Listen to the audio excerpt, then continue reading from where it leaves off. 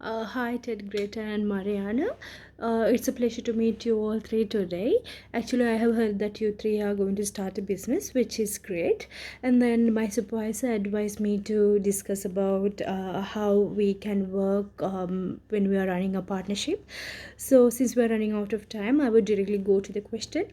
So the first thing is, how can we set up a partnership? At setting up, we will have to first look at who are our partners. So I think in this case you are very clear about this point because you three are siblings. So obviously you should know about each other very well.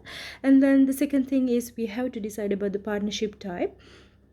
Basically there are two partnership types. The first thing is general partnership, and then the second thing is limited partnership. The difference between limited and general partnerships are, in limited partnership there are limited partners as well as at least a general partner.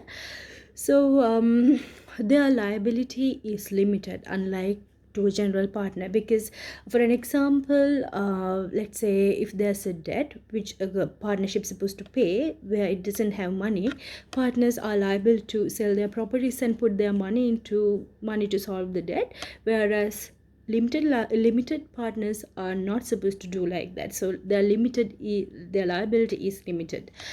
And then so yes, as the second thing, we will have to decide whether we are going to form a limited partnership or a general partnership.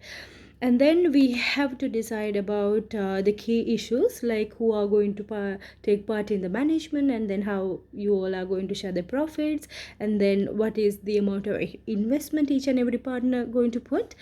Based on those issues, you can actually form a partnership agreement. After setting a partnership agreement, you can actually choose a name for your business. It is not that easy that we think, because when we are going to choose a name, we will have to actually look at the names which are in the market, because we cannot put a similar name to that. And basically we can do a simple research with the patent and trademark office, and we can see what are the names of registered office, and then we can decide a good name to our partnership. And then finally we will have to register our business. Similarly, we will have to obtain other license and the permits what we need to obtain when we are carrying out our partnership, because especially in this kind of a business, it is dealing with food and vodka, so there are specific rules and regulations when we are dealing with those kinds of goods and services.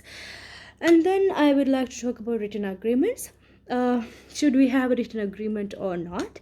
But I would, according to my opinion, I would recommend you to have a written agreement, because there are several issues which have happened within partnerships without because they don't have a written agreement.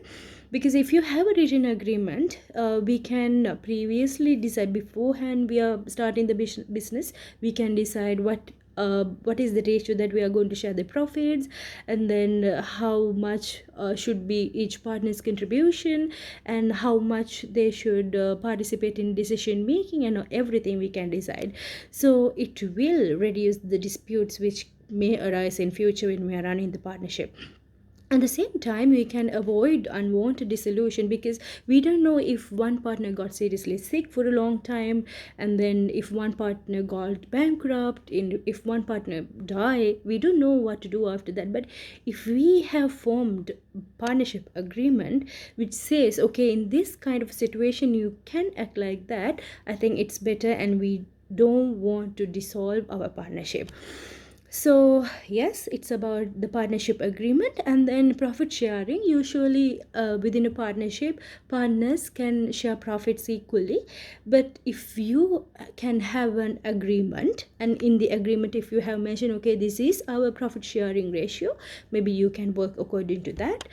And then at a dissolution may happen because of two different things. Maybe because of of a partner, like if one partner dies, maybe if one partner got bankrupt, or let's say if you have formed the partnership for a fixed term, and then after that particular term the partnership will dissolve.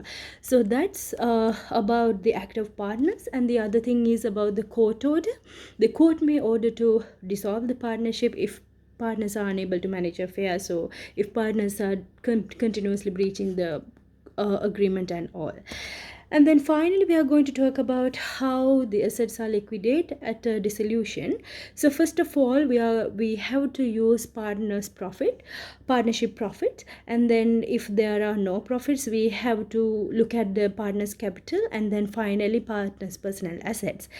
And at the liquidation, if there's any funds remaining, first of all we will have to pay for the partners who have give us loans, and then we will have to give money to the partners according to their capital contribution, and finally if there are still funds remaining, we will have to distribute that to the partners as profit. So I think this will my advice will help you to run the partnership. Thank you.